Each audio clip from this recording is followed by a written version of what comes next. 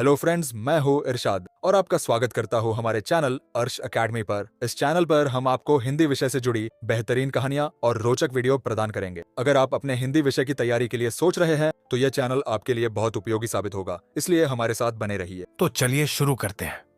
आज हम आपको सुनाने जा रहे हैं क्लास 10th के हिंदी की एक बेहतरीन कहानी, जिसका नाम है नाखून क्यों बढ़ते हैं। इस कहानी के लेखक हैं हजारी प्रसाद द्विवेदी। आचार्य हजारी प्रसाद द्विवेदी का जन्म सन 1907 ईस्वी में आरत दुबे का छपरा, बलिया, उत्तर प्रदेश में हुआ। द्विवेदी जी का साहित्य कर्म भारतवर्ष के सांस्कृतिक इतिहास की रचनात्मक परिणति है। संस्कृत, प्राकृत, अपभ्रंश, बांग्ला आदि भाषाओं व उनके साहित्य के साथ इतिहास, संस्कृति, धर्म, दर्शन और आधुनिक ज्ञान विज्ञान की व्यापकता व गहनता में बैठकर उनका अगाध पांडित्य नवीन मानवतावादी सर्जना और आलोचना की क्षमता लेकर प्रकट हुआ है। वे ज्ञान को बोध और पांडित्य की सहृदयता में ढालकर एक ऐसा रचना संसार हमारे सामने उपस्थित करते हैं जो विचार की तेजस्विता, कथन के लालित्य और बंध की शास्त्रीयता का संगम है। इस प्रकार उनमें एक साथ कबीर, तुलसी और रविंद्रनाथ एकाकार हो उठते हैं। उनकी सांस्कृतिक दृष्टि अपूर्व है।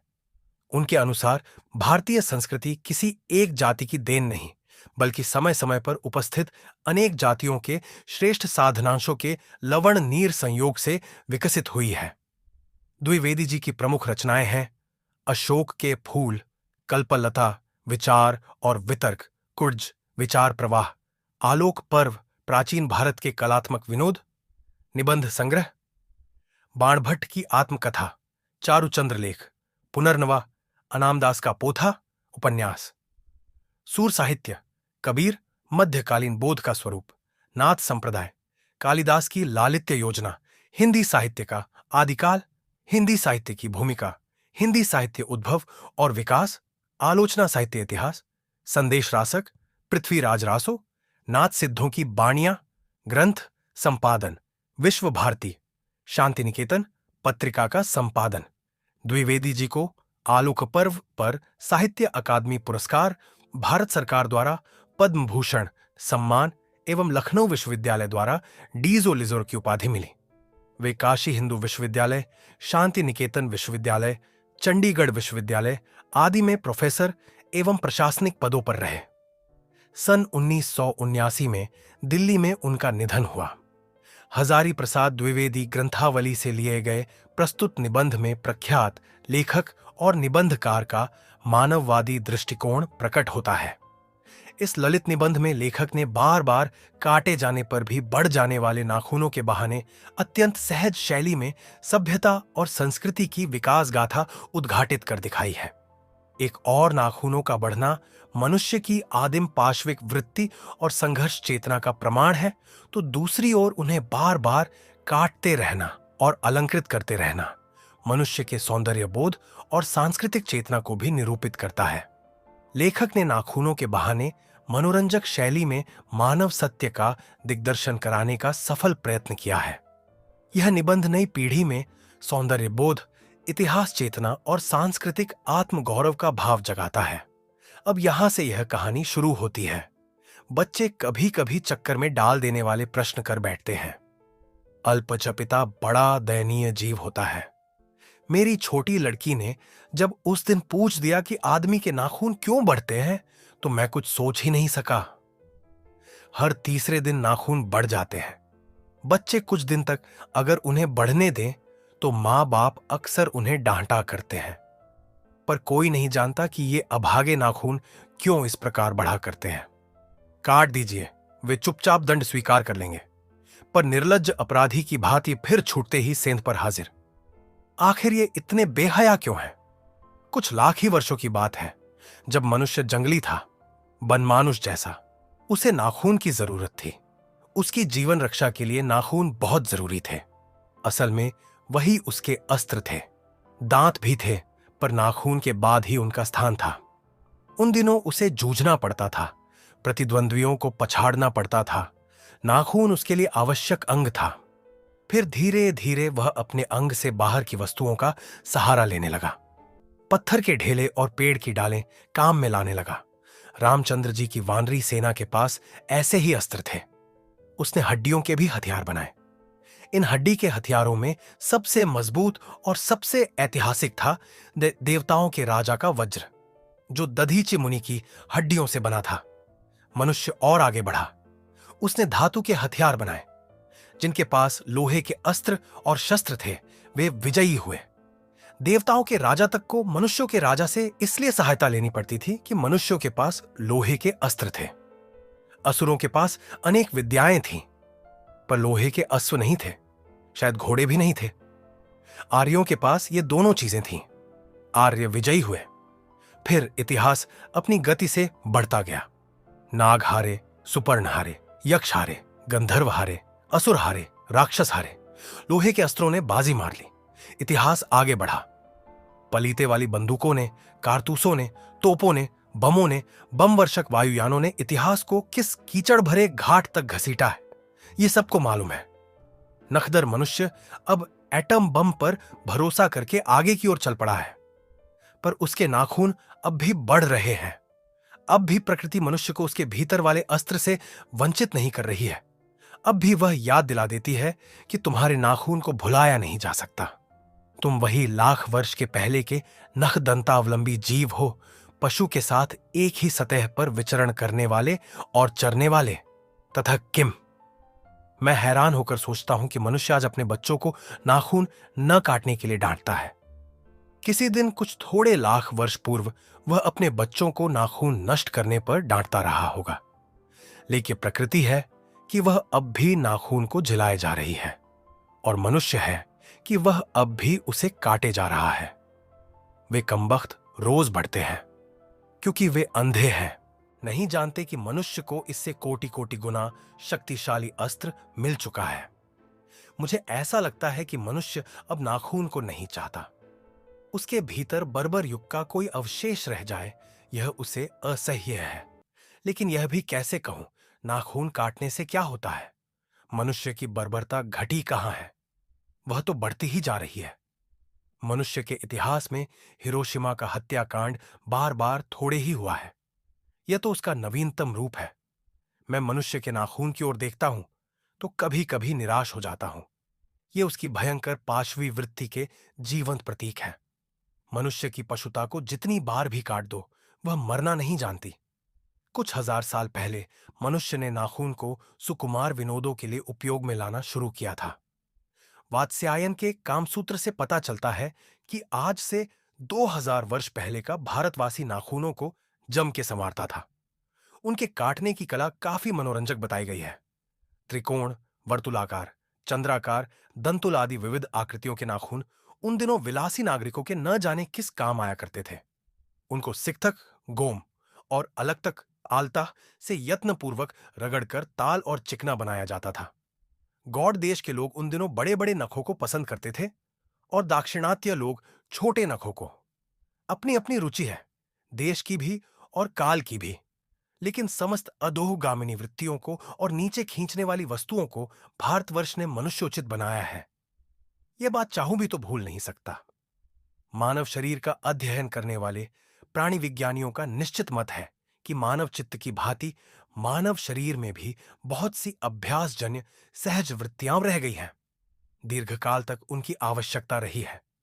अतएव शरीर ने अपने भीतर एक ऐसा गुण पैदा कर लिया है कि वे वृत्तियां अनायास ही और शरीर के अनजाने में भी अपने आप काम करती हैं। नाखून का बढ़ना उसमें से एक है, केश का बढ़ना दूसरा, दांत का दोबारा उठना तीसरा है, पलकों का गिरना चौथा है। और असल में सहजात वृत्तियां अनजान स्मृतियों को ही कहते हैं। हमारी भाषा में इसके उदाहरण मिलते हैं। अगर आदमी अपने शरीर की, मन की और वाक की अनायास घटने वाली वृत्तियों के विषय में विचार करे तो उसे अपनी वास्तविक प्रवृत्ति पहचानने में बहुत सहायता मिले। पर कौन सोचता है? सोचना तो क्या, उसे इतना भी पता नहीं चलता कि उसके भीतर नख बढ़ा लेने की जो सहजात वृत्ति है वह उसके पशुत्व का प्रमाण है। उन्हें काटने की जो प्रवृत्ति है वह उसकी मनुष्यता की निशानी है, और यद्यपि पशुत्व के चिन्ह उसके भीतर रह गए हैं, पर वह पशुत्व को छोड़ चुका है। पशु बनकर वह आगे नहीं बढ़ सकता। उसे कोई और रास्ता खोजना चाहिए। अस्त्र बढ़ाने की प्रवृत्ति मनुष्यता की विरोधिनी है। बहरा मन पूछता है, किस ओर? मनुष्य किस ओर बढ़ रहा है, पशुता की ओर या मनुष्यता की ओर? अश्व बढ़ाने की ओर था, अस्त्र काटने की ओर। मेरी निर्बोध बालिका ने मानो मनुष्य जाति से ही प्रश्न किया है, जानते हो नाखून क्यों बढ़ते हैं? यह हमारी पशुता के अवशेष हैं। मैं भी पूछता हूं, जानते हो ये अस्त्र शस्त्र क्यों बढ़ रहे हैं? ये हमारी पशुआ की निशानी है। भारतीय भाषाओं में प्रायः ही अंग्रेजी के इंडिपेंडेंस शब्द का समानार्थक शब्द नहीं व्यवहित होता। 15 अगस्त को जब अंग्रेजी भाषा के पत्र इंडिपेंडेंस की घोषणा कर रहे थे, देशी भाषा के पत्र स्वाधीनता दिवस की चर्चा कर रहे थे। इंडिपेंडेंस का अर्थ है अनधीनता या किसी की अधीनता का अभाव, पर स्वाधीनता शब्द का अर्थ है अपने ही अधीन रहना।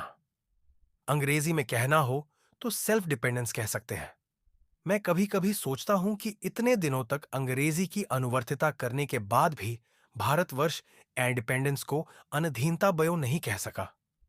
उसने अपनी आजादी के जितने भी नामकरण किए, स्वतंत्रता, स्वराज्य, स्वाधीनता, उन सब में ईस्व का बंधन अवश्य रखा। ये क्या संयोग की बात है? या हमारी समूची परंपरा ही अनजाने में हमारी भाषण के द्वारा प्रकट होती रही है? मुझे प्राणी विज्ञानी की बात फिर याद आती है। सहजत वृत्ति अनजानी स्मृतियों का ही नाम है। स्वराज होने के बाद स्वभावतः ही हमारे नेता और विचारशील नागरिक सोचने लगे हैं कि इस देश को सच्चे अर्थ में सुखी कैसे बनाया जाए। हमारे देश के लोग पहली बार यह सब सोचने लगे हों। ऐसी बात नहीं है। हमारा इतिहास बहुत पुराना है। हमारे शास्त्रों में इस समस्या को नाना भावों और नाना पहलुओं से विचारा गया है। हम कोई नौसिखुए नहीं हैं जो रातों रात अनजान जंगल में पहुंचाकर आरक्षित छोड़ दिए गए हों। हमारी परंपरा महिमामयी, उत्तराधिकार विपुल और संस्कार उज्जवल है। हमारे अनजाने में भी ये बातें एक खास दिशा में सोचने की प्रेरणा देती हैं। ये जरूर है कि परिस्थितियां बदल गई हैं, उपकरण नए हो गए हैं और उलझनों की मात्रा भी बहुत बढ़ गई है, पर मूल समस्याएं बहुत अधिक नहीं बदली है। भारतीय चित्त जो आज भी अनाधीनता के रूप में न सोचकर स्वाधीनता के रूप में सोचता है, वह हमारे दीर्घकालीन संस्कारों का फल है। वह ईश्वर के बंधन को आसानी से छोड़ नहीं सकता। अपने आप पर अपने आप के द्वारा लगाया हुआ बंधन हमारी संस्कृति की बड़ी भारी विशेषता है। मैं ऐसा तो नहीं मानता कि जो कुछ हमारा पुराना है, जो कुछ हमारा विशेष है, उससे हम चिपटे ही रहे। पुराने का माह राब समय वांछनीय ही नहीं होता। मरे बच्चे को गोद में दबाए रहने वाली बंदरिया मनुष्य का आदर्श नहीं बन सकती। परंतु मैं ऐसा भी नहीं सोच सकता कि हम नई अनुसंधित्सा के नशे में चूर होकर अपना सर्वस्व खो दें। कालिदास ने कहा था कि सब पुराने अच्छे नहीं होते, सब नए खराब ही नहीं होते। भले लोग दोनों की जांच कर लेते हैं। जो हितकर होता है उसे ग्रहण करते हैं और मूढ़ लोग दूसरों के इशारे पर भटकते रहते हैं। सो हमें परीक्षा करके हितकर बात सोच लेनी होगी, और अगर हमारे पूर्व संचित भंडार में वह हितकर वस्तु निकल आए तो इससे बढ़कर और क्या हो सकता है। जातियां हुई इस देश में अनेक आई है, लड़ती झगड़ती भी रही है, फिर प्रेमपूर्वक बस भी गई है। सभ्यता की नाना सीढ़ियों पर बड़ी और नाना ओर मुख करके चलने वाली इन जातियों के लिए एक सामान्य धर्म खोज निकालना कोई सहज बात नहीं थी। भारतवर्ष के वर्षियों ने अनेक प्रकार से इस समस्या को सुलझाने की कोशिश को थी, पर एक बात उन्होंने लक्ष्य की थी। समस्त वर्षों और समस्त जातियों का एक सामान्य आदर्श भी है, वह है अपने ही बंधनों से अपने को बांधना। मनुष्य पशु से किस बात से भिन्न है? आहार निदा आदि पशु सुलभ स्वभाव उसके ठीक वैसे ही है जैसे अन्य प्राणियों के, लेकिन वह फिर भी पशु से भिन्न है। उसमें संयम है, दूसरे के सुख दुख के प्रति संवेदना है, श्रद्धा है, तप है, त्याग है। वह मनुष्य के स्वयं के उद्भावित बंधन है। इसीलिए मनुष्य झगड़े टट्टे को अपना आदर्श नहीं मानता। गुस्से में आकर चढ़ दौड़ते चाले आवेवेकी को कुराह समझता है और वह तन, मन और शरीर से किए गए असत्याचरण को गलत आचरण मात्रता है। यह किसी भी जातीय वर्ष या समुदाय का धर्म नहीं है, यह मनुष्य मात्र का धर्म है। महाभारत में इसीलिए निवृभद्र, प्रत्यय और अक्रोध को सब वर्षों का सामान्य धर्म कहा है। एतद्धिक्वितम श्रेष्ठम सर्वभूतेषु भारत, निर्वैरता महाराज सत्यम क्रोध एव च। अन्यत्र इसमें निरंतर दानशीलता को भी गिनाया गया है। गौतम ने ठीक ही कहा था कि मनुष्य की मनुष्यता यही है कि वह सबक दुख सुख का सहानुभूति के साथ देखता है। यह आत्मनिर्मित बंधन ही मनुष्य को मनुष्य बनाता है। अहिंसक, सत्य और अक्रोध मूलक धर्म का मूल उत्स यही है। मुझे आश्चर्य होता है कि अनजान में भो हमारी भाषा में यह भाव कैसे रह गया है, लेकिन मुझे नाखून के बढ़न पर आश्चर्य हुआ था। अज्ञान सर्वत्र आदमी को पछाड़ता है और आदमी है कि सदा उससे लोहा लेने को कमर कसे है। मनुष्य को सुख कैसे मिलेगा? बड़े बड़े नेता कहते हैं वस्तुओं की कमी है और मशीन बैठाओ और उत्पादन बढ़ाओ और धन की वृद्धि करो और बाह्य उपकरणों की ताकत बढ़ाओ। एक बूढ़ा था, उसने कहा था बाहर नहीं, भीतर की ओर देखो। हिंसा को मन से दूर करो, मिथ्या को हटाओ, क्रोध और द्वेष को दूर करो, लोक के लिए कष्ट सहो, आराम की बात मत सोचो, प्रेम की बात सोचो, आत्मदोषण की बात, सोत्रो काम करने की बात सोचो। उसने कहा प्रेम ही बड़ी चीज है, क्योंकि वह हमारे भीतर है। उच्छृंखलता पशु की प्रवृत्ति है, ईश्वर का बंधन मनुष्य का स्वभाव है। बूढ़े की बात अच्छी लगी या नहीं पता नहीं, उसे गोली मार दी गई। आदमी के नाखून बढ़ने की प्रवृत्ति हो हावी हुई। मैं हैरान होकर सोचता हूं बूढ़े ने कितनी गहराई में बैठकर मनुष्य की वास्तविक चरितार्थता कर पता लगाया था। ऐसा कोई दिन आ सकता है जबकि मनुष्य के नाखूनों का बढ़ना बंद हो जाएगा।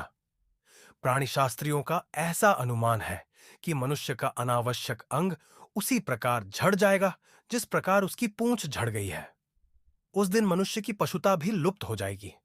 शायद उस दिन वह मारणास्त्रों का प्रयोग भी बंद कर देगा। तब तक इस बात से छोटे बच्चों को परिचित करा देना वांछनीय जान पड़ता है कि मनुष्य की अपनी इच्छा है, अपना आदर्श है। बृहत्तर जीवन में अस्त्र शस्त्रों का बढ़ने देना मनुष्य की अपनी इच्छा की निशानी है और उनकी बाढ़ को रोकना मनुष्यत्व का तकाजा है। मनुष्य में जो घृणा है, जो अनायास बिना सिखाए आ जाती है, वह पशुत्व का द्योतक है और अपने को संयत रखना, दूसरे के मनोभावों का आदर करना मनुष्य का स्वधर्म है। बच्चे यह जाने तो अच्छा हो कि अभ्यास और तप से प्राप्त वस्तुएं मनुष्य की महिमा को सूचित करती है। सफलता और चरितार्थता में अंतर है। मनुष्य मारणास्त्रों के संचयन से, बाह्य उपकरणों के बाहुल्य से उस वस्तु को पा भी सकता है जिसे उसने बड़े आडंबर के साथ सफलता नाम दे रखा है। परंतु मनुष्य की चरितार्थता प्रेम में है, मैत्री में है, त्याग में है, अपने को सबके मंगल के लिए निशेष भाव से दे देने में है। नाखूनों का बढ़ना मनुष्य की उस अंध सहजात वृत्ति का परिणाम है जो उसके जीवन में सफलता ले आना चाहती है। उसको काट देना उस स्वनिर्धारित आत्मबंधन का फल है जो उसे चरितार्थता की ओर ले जाती है। कमबख्त नाखून बढ़ते हैं तो बढ़े, मनुष्य उन्हें बढ़ने नहीं देगा। इसी के साथ यहां पर यह कहानी खत्म हो जाती है। इसी तरह की और भी कहानी के लिए आप हमारे चैनल को अभी सब्सक्राइब करें और बेल आइकन को दबाना न भूलें। तो जल्दी ही मिलते हैं एक नए वीडियो में। धन्यवाद।